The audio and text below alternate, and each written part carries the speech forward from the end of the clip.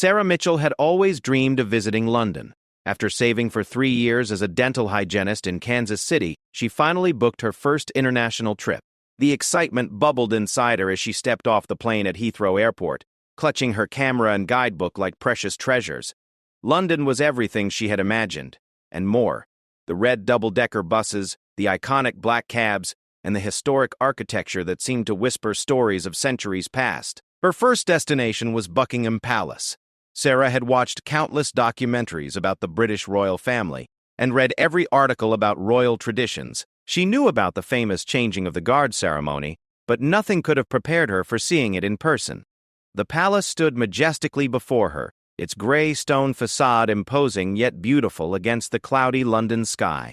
As she approached the palace gates, Sarah noticed the crowds beginning to gather. Tourists from every corner of the world stood with their cameras ready, children perched on their parents' shoulders, and tour guides speaking in multiple languages. The atmosphere was electric with anticipation.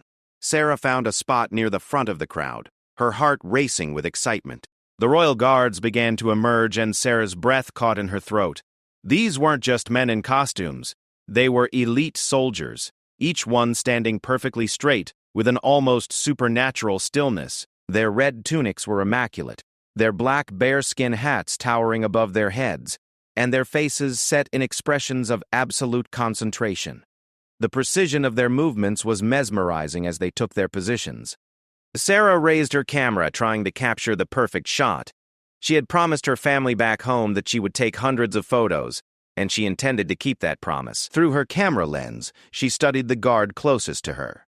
He couldn't have been much older than her nephew, probably in his early 20s, but there was something ancient and dignified about his bearing. The guard's uniform was a work of art in itself. The red tunic was adorned with intricate gold braiding that caught the light, and his white belt was so perfectly positioned it looked like it had been measured to the millimeter. His black shoes gleamed like mirrors, and Sarah found herself wondering how long it took to achieve such perfection. Every button, every piece of trim, every fold of fabric was exactly where it should be. What struck Sarah most was the guard's absolute stillness. He stood like a statue, his rifle held at precisely the correct angle, his eyes fixed straight ahead. Not once did his gaze waver, not even when a child nearby began crying loudly. It was as if the guard had transcended ordinary human distractions and entered a state of perfect discipline. Sarah had read about the training these guards underwent. They weren't just ceremonial figures. They were active soldiers who had earned the right to guard the royal residences through years of rigorous military service. Many had served in combat zones around the world before being selected for this prestigious duty. The red tunic and bearskin hat represented not just tradition, but earned honor. As she watched, Sarah noticed the subtle details that made each guard unique, despite their identical uniforms. This particular guard had a small scar on his chin, barely visible but somehow making him more human. His hands, gripping his rifle, were steady and strong. She wondered what his story was, where he came from, whether he had family worried about him when he served overseas. The ceremony continued around them, but Sarah found herself fixated on this one guard. There was something almost hypnotic about his unwavering stance. She had never seen such discipline in person before. In her world back in Kansas City, everyone was always moving, always checking their phones, always fidgeting with something. This level of control over one's own body seemed almost superhuman. Other tourists jostled around her, trying to get better positions for photos. A group of teenagers were making jokes and laughing loudly, but the guard's concentration never broke. Sarah respected his professionalism and felt a growing admiration for these young men who could maintain such composure under the scrutiny of hundreds of strangers every day. She began to understand why the Royal Guards had become such an iconic symbol of British culture. They represented something timeless and unchanging in a world that seemed to move faster every day. Their silence spoke louder than any words could. Their stillness was more powerful than any dramatic gesture. They were living monuments to duty, honor, and tradition. As the ceremony progressed, Sarah noticed how the guard's breathing was so controlled it was barely perceptible. His chest rose and fell in a rhythm so subtle she had to watch carefully to detect it. Even his blinking seemed measured and deliberate. This wasn't just standing still. This was a master class in self-control and mental discipline. The crowd around her grew larger and more restless. People were pushing closer, trying to get the perfect selfie with the guards in the background. Sarah felt a growing protectiveness toward the silent soldier who stood so professionally, despite the chaos surrounding him. She wondered if he found the crowds annoying or if he had learned to tune them out completely. A tour guide nearby was explaining to his group about the history of the Queen's Guard, how the tradition dated back centuries, and how these soldiers were among the best in the British Army. Sarah listened intently, learning about the selection process, the training, and the honor associated with the position. Each guard had to be at least 6 feet tall, pass rigorous physical and psychological tests, and maintain the highest standards of military bearing. The guide mentioned that the guards were not supposed to interact with tourists under any circumstances. They were to remain silent, motionless, and focused on their duty regardless of what happened around them. This made their job incredibly challenging, especially when dealing with thousands of tourists every day, many of whom didn't understand or respect the solemnity of their role. Sarah looked at the guard with new appreciation. He wasn't just standing there. He was actively resisting every human instinct to react to his environment. When a pigeon landed near his feet, he didn't flinch. When camera flashes went off inches from his face, he didn't blink. When people spoke directly to him trying to get a reaction, he remained as still as stone. The morning sun began to break through the London clouds, casting dramatic shadows across the palace courtyard. The light highlighted the rich red of the guard's tunic and made the gold braiding shimmer. Sarah adjusted her camera settings, trying to capture the play of light and shadow on his uniform. She wanted this photo to be perfect, something that would truly capture the majesty and dignity of the moment. As she focused her lens, Sarah noticed something that made her heart skip a beat. There was a small piece of lint or thread on the guard's shoulder, clearly visible against the pristine red fabric. It seemed so out of place on his otherwise perfect uniform. Without thinking, her hand moved toward him, her helpful nature taking over. In Kansas City, she would have simply brushed it off without a second thought. The distance between her hand and the guard's shoulder seemed to shrink in slow motion. Around her, the crowd continued their chatter and photo-taking, oblivious to what was about to happen.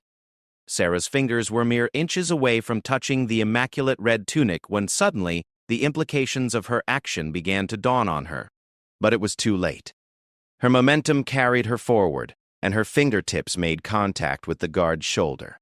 The moment stretched like eternity as she realized what she had just done. The piece of lint fell away, but in its place was something far more significant. She had just touched a Queen's Guard while he was on duty. The guard's reaction was immediate and shocking. His head snapped toward her with military precision, his eyes blazing with an intensity that made Sarah's blood run cold. For the first time since she had been watching him, his perfect composure cracked, revealing the highly trained soldier beneath the ceremonial facade. In that moment, Sarah understood that she had not just made a social faux pas, she had committed a serious breach of royal protocol. The realization hit her like a physical blow. This wasn't just a man in a costume at a tourist attraction. This was a serving soldier, on duty, protecting one of the most important buildings in the United Kingdom. And she, a tourist from Kansas, had just interfered with that duty in the most direct way possible. The guard's voice, when it came, cut through the morning air like a blade. His words would echo in Sarah's mind for years to come, marking the moment when her dream vacation took a turn she could never have imagined. The crowd around them began to notice that something significant was happening. Phones turning toward them, capturing what was about to become a life-changing moment for one American tourist who thought she was simply being helpful. The guard's voice boomed across the courtyard with an authority that seemed to shake the very stones of Buckingham Palace. "Stand back from the Queen's Guard!" The words weren't shouted in anger but delivered with such precision and power that every conversation in the immediate area stopped dead. Sarah felt as though the ground beneath her feet had shifted, her face draining of color as the full weight of what she had done crashed down upon her. The transformation in the guard was remarkable and terrifying. One moment he had been a silent, motionless figure, and the next he was every inch the elite soldier he truly was. His rifle, which had been held in the ceremonial position, was now gripped with obvious readiness. His eyes, previously fixed on some distant point, were now locked directly on Sarah, with an intensity that made her feel like she was being examined by a hawk. Around them, the crowd of tourists began to react. Some stepped back instinctively, sensing the sudden shift in atmosphere. Others moved closer, realizing they were witnessing something extraordinary. Phones and cameras were raised as people began to record what was unfolding. The cheerful holiday atmosphere that had surrounded the ceremony moments before evaporated, replaced by something much more serious and charged with tension. Sarah stood frozen, her hand still extended from where she had touched the guard's shoulder. Her mouth opened and closed wordlessly as she tried to formulate an apology, an explanation, anything that might undo what she had just done. But the words wouldn't come. She felt like a deer caught in headlights, paralyzed by the magnitude of her mistake. I'm sorry. She finally managed to stammer, her voice barely above a whisper. I was just trying to help. There was lint on your uniform, and I thought. Her words trailed off as she realized how inadequate they sounded. The guard's expression didn't soften in the slightest. If anything, his gaze seemed to intensify. A police officer appeared seemingly from nowhere, moving quickly but calmly toward the scene. Sarah later learned that armed police officers were always stationed around the palace grounds, though they usually remained discreet unless needed. The officer was older, probably in his 50s, with the kind of weathered face that suggested he had seen everything during his career. "What's the situation here?" the officer asked, his voice professional but not unkind. He looked between Sarah and the guard, quickly assessing the scene. The guard, while maintaining his focus on Sarah, managed to convey the essential information without breaking his military bearing. "Tourist made physical contact during ceremony, sir," the guard reported crisply. Even in this moment of crisis, his military training was evident in every word. Sarah marveled at how he could maintain such professionalism while clearly being deeply disturbed by what had happened. The police officer turned his attention to Sarah, his expression neutral but alert. "Ma'am, I need you to step away from the guard and come with me, please." It wasn't a request, despite being phrased politely. Sarah nodded mutely, her legs feeling unsteady as she moved away from the guard who had returned to his position but whose eyes still tracked her movement. As they walked away from the crowd, Sarah became acutely aware of the stares following them. She could hear whispers in multiple languages, people speculating about what had happened and what would happen next. A group of American tourists looked at her with a mixture of sympathy and mortification, probably imagining themselves in her situation. The officer led her to a small office building adjacent to the palace grounds. Inside, the decor was simple and official. Government furniture, royal portraits on the walls, and the kind of fluorescent lighting that made everyone look slightly ill. Sarah was directed to a chair across from a desk where the officer settled himself with a clipboard and pen. "Right then," the officer began, his tone remaining professional, "I need to get some basic information from you. This isn't an arrest, mind you. But we do need to document what happened. Your name and passport, please." Sarah fumbled for her documents, her hands shaking slightly. "Sarah Mitchell," she said, handing over her passport. "I'm from Kansas City. I'm here on vacation. I swear I didn't mean any harm. I was just trying to be helpful." The officer examined her passport carefully, making notes on his clipboard. "First time in London, Miss Mitchell?" When she nodded, he continued, "And you're not aware of the protocols regarding the Queen's Guard?" "I knew they weren't supposed to talk or move," Sarah replied, her voice small. There was this piece of lint on his uniform, and back home, you'd just brush it off without thinking. I honestly didn't realize how serious it was." The officer leaned back in his chair, studying her face. Years of experience had taught him to read people, and he could see that this young woman was genuinely remorseful and had acted out of ignorance rather than malice. "Miss Mitchell, the Queen's Guard are serving soldiers on active duty. They're not tourist attractions, despite appearances. When they're on guard duty, they cannot be touched, spoken to, or interfered with in any way. What you did, however well-intentioned, is considered a serious breach of security." Sarah felt tears beginning to well up in her eyes. "What's going to happen to me? Am I going to jail? Will this affect my ability to travel?" The questions tumbled out as the potential consequences of her action began to sink in. "That remains to be seen," the officer replied honestly. "We need to complete our investigation and file a report. The guard will need to be debriefed, and we'll need to review any security footage of the incident. In the meantime, I need you to understand the seriousness of what occurred." The officer began to explain the role of the Queen's Guard in detail. These weren't actors or performers hired to entertain tourists. They were elite soldiers from some of the most prestigious regiments in the British Army: the Grenadier Guards, Coldstream Guards, Scots Guards, Irish Guards, and Welsh Guards. Each guard had undergone extensive training not just in military tactics, but in the specific protocols required for royal duties. "The guard you touched," the officer continued, "is likely a veteran who has served his country in combat zones around the world. He earned his position through merit, courage, and dedication. When tourists treat the guards as entertainment or photo opportunities, it diminishes the honor and sacrifice they represent." Sarah listened intently, beginning to understand the cultural and historical significance of what she had interrupted. The officer explained that the tradition of the Queen's Guard dated back centuries, representing an unbroken chain of military excellence and loyalty to the crown. Each guard took an oath to protect the sovereign and the royal residences with their lives if necessary. "The stillness you observed isn't just for show," the officer explained. "It's a demonstration of the mental discipline required of elite soldiers. These guards must be able to maintain absolute focus regardless of distractions, weather conditions, or provocation. Your touch broke that concentration and forced the guard to abandon his post mentally, even if only for a moment." The weight of this explanation settled heavily on Sarah's shoulders. She had thought she was simply helping someone look their best, but instead she had interfered with a solemn military duty that carried the weight of centuries of tradition. A knock on the door interrupted their conversation. Another officer entered, carrying what appeared to be a tablet with video footage. "Sir, we've retrieved the security camera footage of the incident. Would you like to review it?"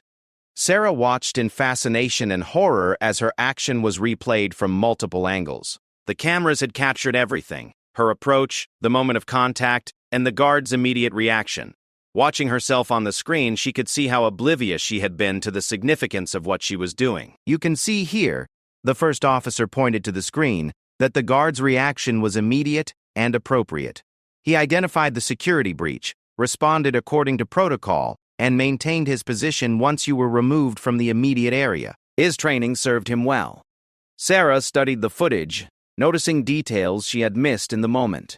The guard's hand had tightened almost imperceptibly on his rifle when she approached. His breathing had changed slightly, indicating his heightened alertness. Even in the split second before she touched him, his body language had subtly shifted, though she had been too focused on the lint to notice.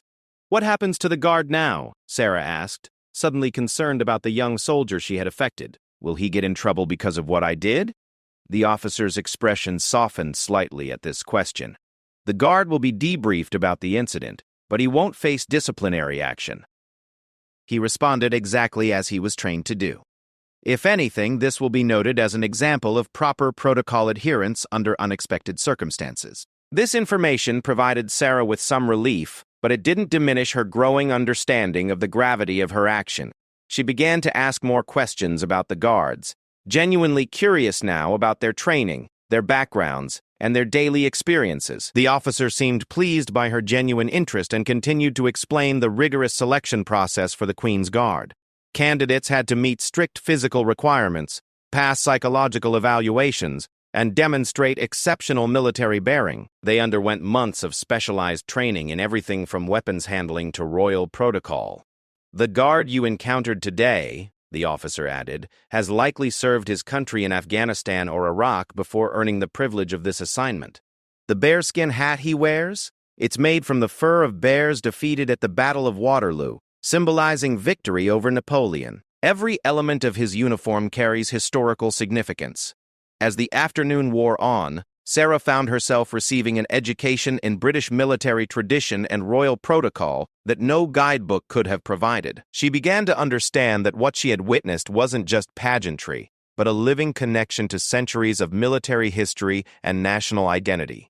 The interview continued as the officers worked to complete their report, but Sarah's perspective on her London vacation had changed forever.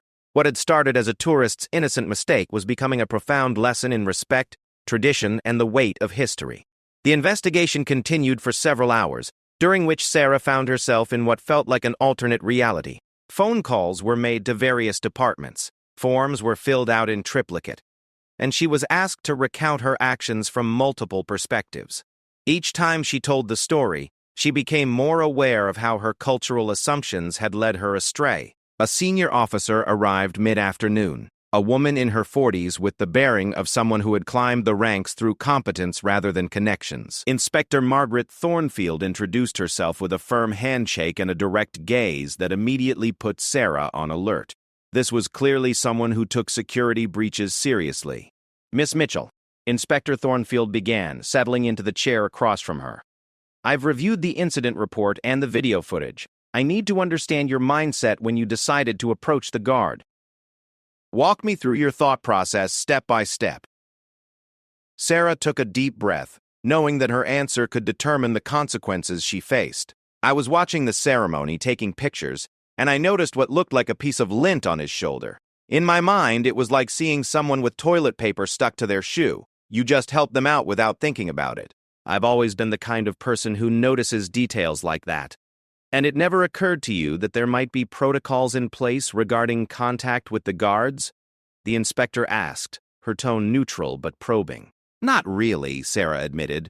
"I mean, I knew they weren't supposed to talk or react to people, but I thought that was more about maintaining their composure for the ceremony. I didn't understand that they were actually on active military duty. Where I come from, most ceremonial guards are more like performers." Inspector Thornfield made notes as Sarah spoke, occasionally asking follow-up questions that revealed the depth of Sarah's misunderstanding. It became clear that this wasn't just about one American tourist's mistake, but about a broader issue of how tourists perceived and interacted with British institutions. "Miss Mitchell, what you've stumbled into is something we see more frequently than you might imagine," the inspector explained. "Social media has created a culture where people feel entitled to interact with anything that might make an interesting photo or video. We've had tourists try to make the guards laugh, pose for selfies with them, and even attempt to distract them as pranks." Sarah felt a wave of shame at being grouped with such behaviors, even inadvertently. "I would never do anything like that. I genuinely thought I was helping. I'm a dental hygienist. I notice when things are out of place, and I instinctively try to fix them. It's part of my job to pay attention to details." The inspector's expression softened slightly at this explanation. "I can see how your professional instincts might have contributed to this situation. However, the fact remains that you breached security protocol at one of the most important locations in the United Kingdom. We need to determine the appropriate response." As if summoned by the mention of responses, another knock came at the door. This time, a man in civilian clothes entered. Expensive suit, confident bearing, and the kind of authority that didn't need to announce itself. Sarah's heart sank as she realized this was probably someone from a much higher level of government. "James Whitmore, Palace Security Liaison," the man introduced himself, shaking hands with the inspector before turning his attention to Sarah. "Miss Mitchell, I understand you've had quite an educational day." Mr. Whitmore's presence changed the dynamic in the room entirely. This was no longer just a local police matter. This had escalated to involve the actual palace administration. Sarah felt a new level of anxiety as she contemplated what this might mean for her future. "Sir," Inspector Thornfield began, "we've completed our initial investigation. Miss Mitchell appears to have acted without malicious intent, though her actions did constitute a clear breach of protocol." Mr. Whitmore nodded, then surprised Sarah by pulling up a chair directly across from her. "Miss Mitchell, I'd like you to meet someone." He gestured toward the door, and Sarah's heart nearly stopped as the guard she had touched earlier entered the room. Out of uniform, the young soldier looked entirely different. He was tall and lean, with kind eyes that seemed much younger without the formality of his ceremonial dress. He wore simple civilian clothes, jeans and a sweater, but his military bearing was still evident in his posture and precise movements. "This is Lance Corporal Davies," Mr. Whitmore said. He volunteered to be part of this conversation once his shift ended. Sarah found herself face to face with the person whose duty she had interrupted, feeling a mixture of embarrassment and curiosity. Lance Corporal Davies extended his hand to her, and she was surprised by the firmness of his handshake and the slight smile on his face. "Miss Mitchell," Davies said, his Welsh accent evident now that he was free to speak, "I hope you're not too shaken up by all this. I know it must be overwhelming." "I'm so sorry," Sarah burst out, the words rushing forth. "I had no idea what I was doing. I feel terrible that I interrupted your duty and caused all this trouble. Davies chuckled softly, a sound that seemed incongruous after witnessing his military precision earlier. To be honest, in my 3 years doing ceremonial duties, you're not even close to the worst thing that's happened. Last month, a tourist's child threw a toy at my head during the ceremony. This revelation helped ease some of Sarah's tension, but Mr. Whitmore quickly redirected the conversation to more serious matters. Lance Corporal Davies is here because we want you to understand the human element of what occurred today. These aren't statues or actors. They're real people with real military careers and real responsibilities. Davies took the cue and began sharing his story. He had joined the British Army at 18, serving 2 tours in Afghanistan, before being selected for the prestigious role of Queen's Guard. The selection process had been grueling: psychological tests, physical examinations, and months of specialized training in royal protocol. The hardest part isn't standing still for hours, Davies explained. It's maintaining mental focus while hundreds of people stare at you, photograph you, and sometimes try to provoke reactions. We're trained to be living symbols of military excellence, but we're also human beings doing a very challenging job. Sarah listened intently as Davies described a typical day in the life of a Queen's Guard. The preparation began hours before the ceremony. Uniform inspection that could take an hour to complete. Weapons checks, briefings on any special security concerns for that day. Every button, every piece of trim, every fold of fabric had to be perfect because they represented not just themselves, but the entire British military. When you touched my uniform, Davies continued, his tone remaining friendly but educational. It wasn't just about the physical contact. It forced me to break my mental concentration, which in a real emergency could be dangerous. We're trained to maintain awareness of our surroundings while appearing completely focused straight ahead. The education continued as Davies explained the deeper significance of the ceremonies. The changing of the guard wasn't just a tourist attraction. It was a working military operation that had been performed continuously for centuries. Each movement, each command, each gesture had been refined over generations to represent the highest standards of military precision. Mr. Whitmore added historical context, explaining how the Queen's Guard had evolved from an actual protective force into both security and ceremonial roles. These guards are still active soldiers, he emphasized. They're trained in modern combat techniques and could be deployed to conflict zones at any time. The ceremonial duties are just one aspect of their military service. Sarah found herself asking detailed questions about the training, the history, and the daily experiences of the guards. Davies seemed pleased by her genuine interest and continued to share insights that no tourist guidebook could provide. The bearskin hat weighs about 2 pounds, Davies mentioned, and in summer, the temperature inside can reach well over 100 degrees Fahrenheit. We're trained to deal with heat exhaustion, dehydration, and even fainting while maintaining our positions. The mental discipline required is as demanding as any physical challenge. As the afternoon progressed, Sarah's understanding of what she had witnessed and interrupted deepened considerably. She began to see the ceremony not as a quaint British tradition, but as a demonstration of military excellence that connected the present day to centuries of military history and national identity. Inspector Thornfield had been taking notes throughout the conversation, and now she looked up from her paperwork. Miss Mitchell, your willingness to learn and understand what happened today is being taken into consideration. However, we still need to address the security breach itself. The room fell quiet as everyone waited for the inspector to continue. Sarah's fate hung in the balance, and she realized that her London vacation was about to take a turn she could never have anticipated. The next few minutes would determine whether this incident would end as an educational experience or something with far more serious consequences. Whitmore leaned forward, his expression serious but not unkind. Miss Mitchell, what happens next will depend largely on how we choose to handle this situation. There are protocols in place for security breaches, but there's also discretion available when circumstances warrant it. Sarah felt her heart racing as she waited to learn what form that discretion might take. The tension in the room was palpable as Mr. Whitmore pulled out a thick folder filled with documents. Sarah watched nervously as he flipped through pages that seemed to contain official procedures and protocols. Inspector Thornfield and Lance Corporal Davies waited silently, their expressions unreadable. Miss Mitchell, Mr. Whitmore began, Normally, an incident like this would result in several possible outcomes. At minimum, you could face a formal caution that would be recorded and could affect future travel to the UK. More seriously, you could face criminal charges for interfering with military personnel on duty. Sarah felt the blood drain from her face.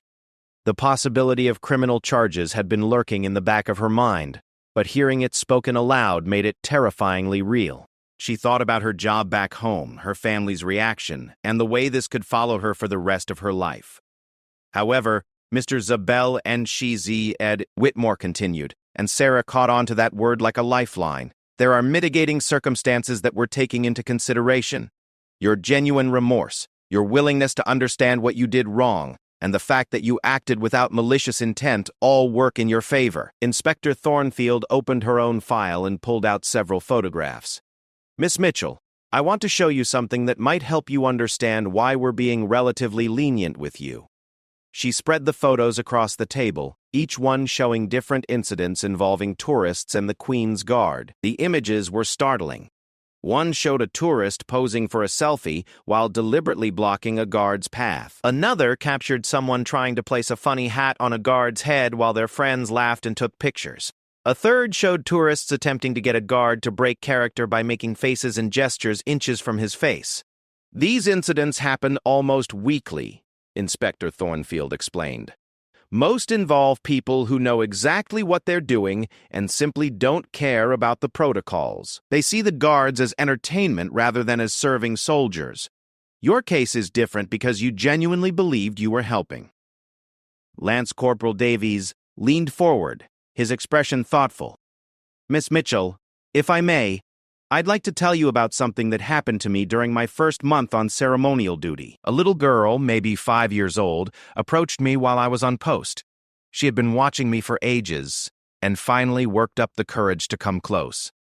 She didn't touch me, but she whispered, "You're very brave."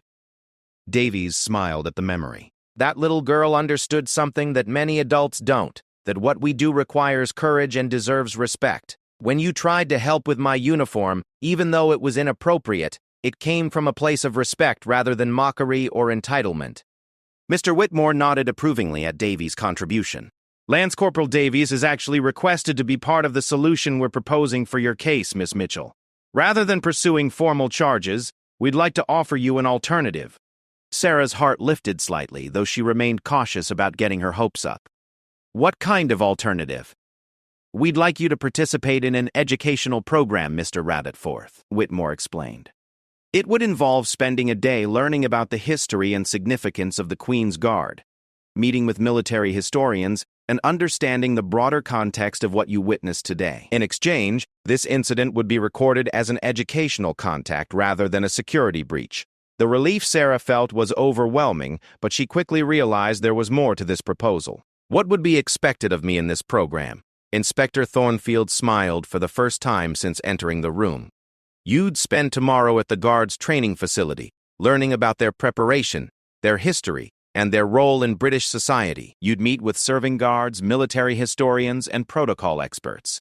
At the end of the day, you'd write a short essay about what you learned. But there's another component, Mr. Whitmore added. We'd like you to consider sharing your experience in a constructive way. Not as a social media spectacle, but as an educational opportunity for other tourists. Many people make assumptions about the Guards similar to yours, and your story could help prevent future incidents. Sarah was intrigued by this unexpected turn. You mean like speaking to tour groups or writing about it? Something like that, Mr. Whitmore confirmed. We've been discussing ways to better educate tourists about royal protocol and military traditions. Your perspective as someone who made an honest mistake could be valuable in helping others understand what these ceremonies really represent. Lance Corporal Davies added his own perspective. Miss Mitchell, most of the guards would appreciate knowing that our role was better understood by visitors. We take pride in what we do, and it means something when people recognize it as more than just a photo opportunity. The conversation continued for another hour as they worked out the details of Sarah's alternative program. She would spend the following day at Wellington Barracks, the home base of the Guards Division, learning about everything from the historical evolution of the role to the modern training methods used to prepare soldiers for ceremonial duties. You'll meet with Colonel Harrison, who oversees the ceremonial program, Mr. Whitmore explained. He's a military historian as well as a serving officer, and he can provide insights that you won't find in any guidebook. You'll also observe training sessions and learn about the physical and mental demands placed on the guards. Sarah found herself genuinely excited about this unexpected opportunity. What had started as the worst day of her London vacation was transforming into something uniquely educational and meaningful. Inspector Thornfield pulled out the final forms that needed to be completed. Miss Mitchell, by accepting this alternative program, you're acknowledging that you understand the seriousness of what occurred today and you're committed to learning from it. The incident will be recorded, but not in a way that would affect your criminal record or future travel. As Sarah signed the documents, she reflected on how much her understanding had changed in just a few hours. This morning, she had thought of the Queen's Guard as living statues, performing for tourists. Now she understood them as elite soldiers carrying out duties that connected them to centuries of military tradition and national pride. "One more thing, Mr. Whitmore said as they prepared to conclude the meeting. "We'd ask that you not discuss the specifics of this incident on social media or with other tourists until after you complete the educational program. We want your learning to be complete before you share your experience with others." Sarah nodded emphatically. "I wouldn't want to share anything until I really understood what happened and what it means." Lance Corporal Davies stood to leave, preparing to return to his duties. Before going, he turned to Sarah with a genuine smile. "Miss Mitchell, I hope tomorrow gives you a deeper appreciation for what we do. And don't worry about the lint. By the end of a ceremony, there's usually something that needs adjusting anyway." This small joke helped ease the last of Sarah's anxiety about her interaction with Davies. She realized that beneath the military precision and ceremonial formality, these were real people with humor and humanity. As the meeting concluded, Sarah found herself in the surreal position of having her worst tourist mistake transform into an extraordinary learning opportunity. She would spend the night in her London hotel room not just as a tourist who had made an embarrassing error, but as someone who had been granted unprecedented access to one of Britain's most prestigious military traditions. The next morning would bring experiences that no ordinary tourist could ever access, and Sarah went to sleep that night with a mixture of nervousness and excitement about what she would learn. Her understanding of the incident would deepen even further, and she would discover that her mistake had opened a door to insights about tradition, duty, and respect that would change her perspective on much more than just the Queen's Guard.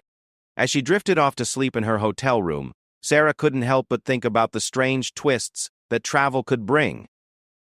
She had come to London expecting to see famous sights and take pictures. Instead, she was about to receive an education in military history and British culture that money couldn't buy.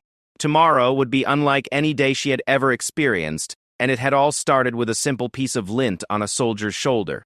Sarah arrived at Wellington Barracks at 7 in the morning, her stomach fluttering with nervous anticipation. The imposing brick buildings and iron gates looked far more serious in the early morning light than they had in the tourist brochures. A young sergeant met her at the entrance, his bearing polite but unmistakably military. "Miss Mitchell, I'm Sergeant Phillips. Colonel Harrison is looking forward to meeting you." He led her through a maze of corridors lined with military portraits and regimental flags, each one representing decades or centuries of military history. The building hummed with purposeful activity as soldiers prepared for their various duties. Colonel Harrison's office was a fascinating blend of military efficiency and historical preservation. The walls were covered with photographs spanning generations of guardsmen, from black and white images of Victorian soldiers to modern digital photographs of contemporary ceremonies. Behind his desk hung a painting of the Battle of Waterloo, and Sarah recognized the famous red uniforms that had evolved into the ceremonial dress she had encountered the day before. "Miss Mitchell, welcome," Colonel Harrison said, rising from his desk. He was a tall man in his 50s, with silver hair and the kind of command presence that suggested decades of military leadership. "I understand you had quite an educational experience yesterday." Sarah blushed, still embarrassed by her mistake.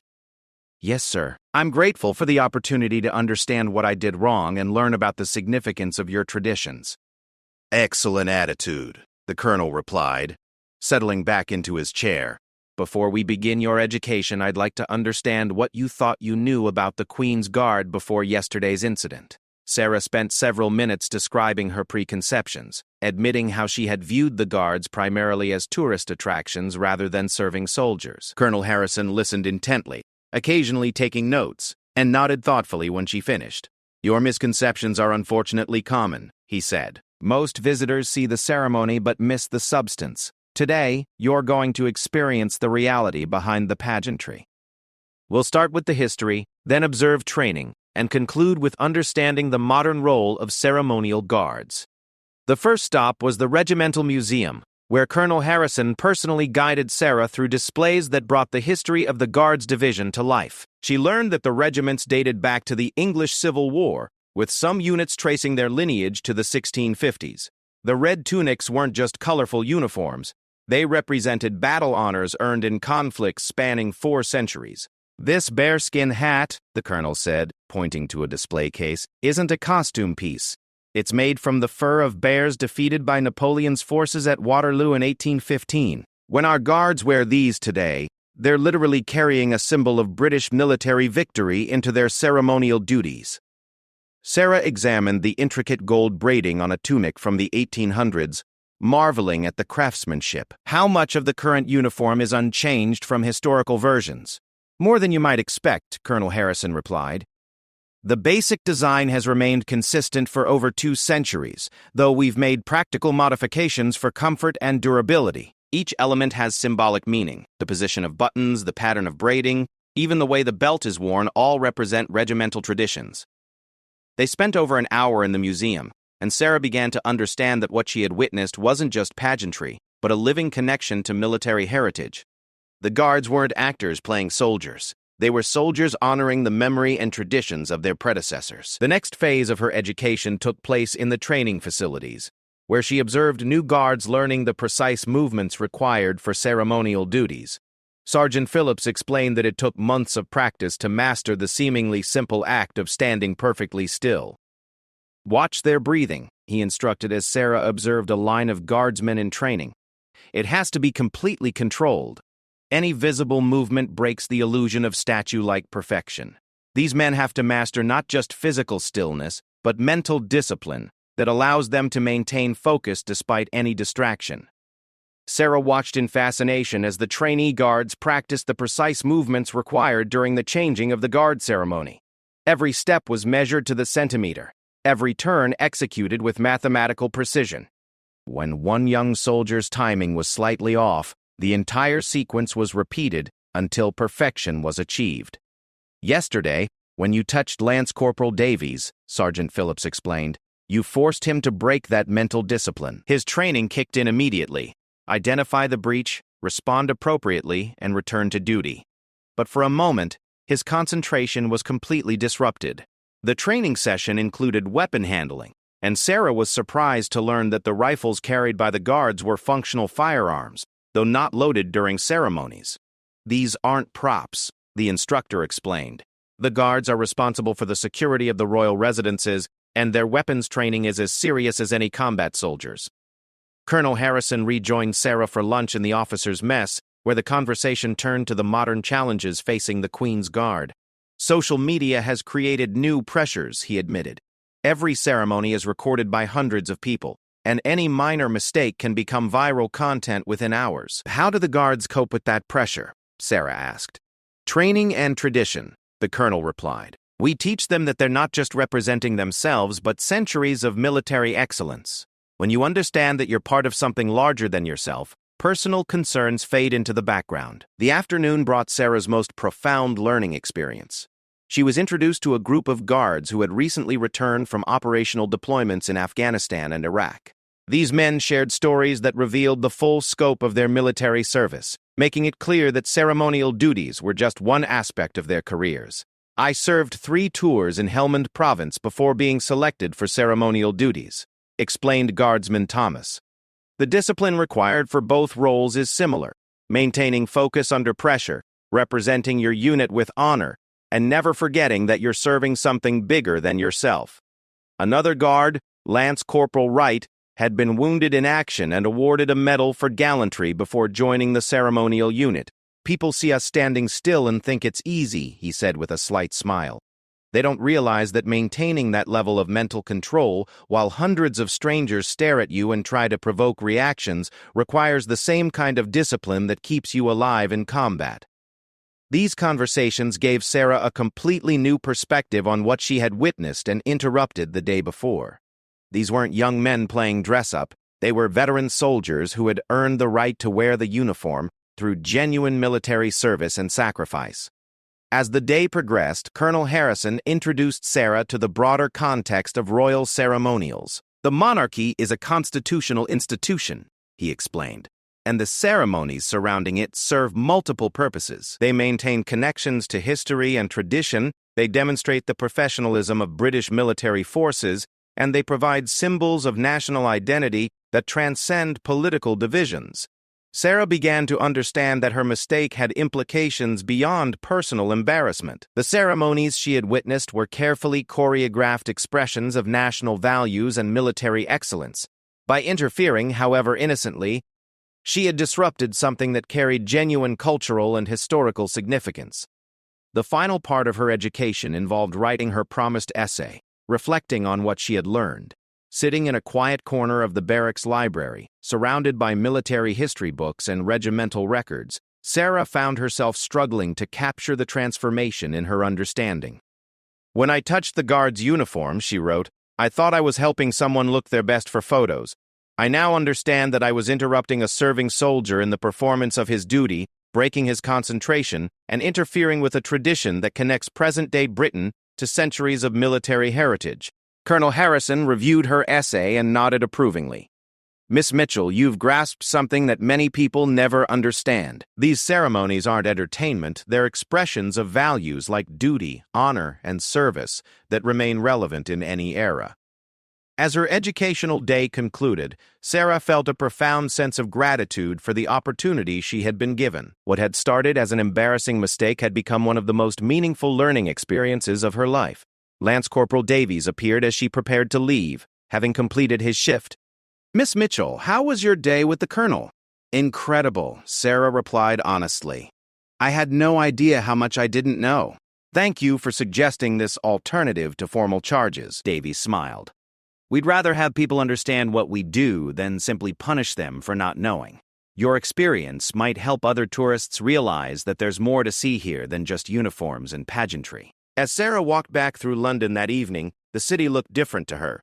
She noticed military monuments she had previously ignored, and when she passed other tourists taking pictures, she found herself wanting to share what she had learned about the deeper significance of British military traditions. Her London vacation had been transformed by a single moment of cultural misunderstanding, but the education that followed had given her insights into British culture and military tradition that no ordinary tourist experience could have provided. She returned to Kansas City with not just photographs and souvenirs, but with a profound appreciation for the complexity and significance of traditions that might appear simple on the surface. Months later, Sarah would begin giving presentations to travel groups about cultural sensitivity and the importance of understanding local customs and traditions.